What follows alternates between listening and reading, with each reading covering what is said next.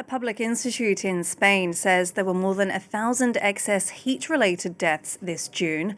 The figure is more than double the 407 deaths that were attributed to heat for the same period last year, which had been Spain's hottest June since records started. Well, for more on this story, we can cross live to our correspondent in Madrid, Sarah Morris.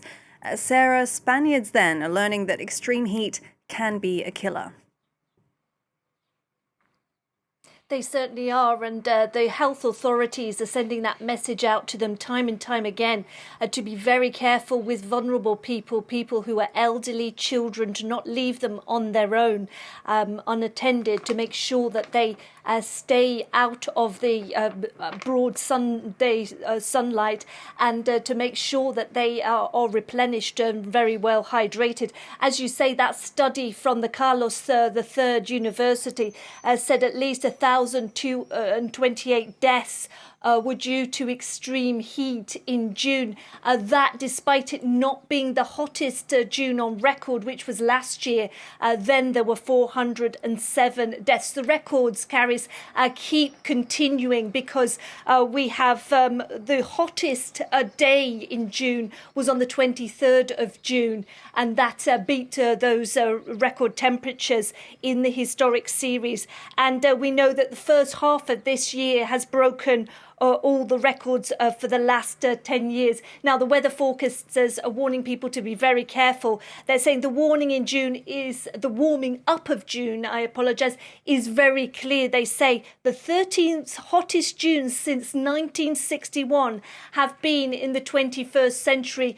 This is climate change, say the experts, and they're telling people to try to adapt to it as best as they can. Well, speaking of adapting, how are people in Spain going about their lives to adapt to these higher temperatures?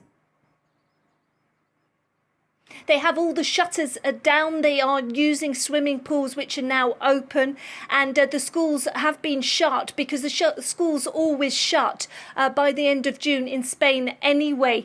But people are very aware that perhaps they have to do more to adapt to climate change. The schools in June were very, very hot, and many of them are not air conditioned. The architecture, more has to be done, say Spaniards, particularly since sometimes the architects seem to forget. I'll give you one example. In the Puerta del Sol in Madrid, a new renovation left it without some of the trees that had been there. And so recently the authorities have had to put up some parasols just for the summer period.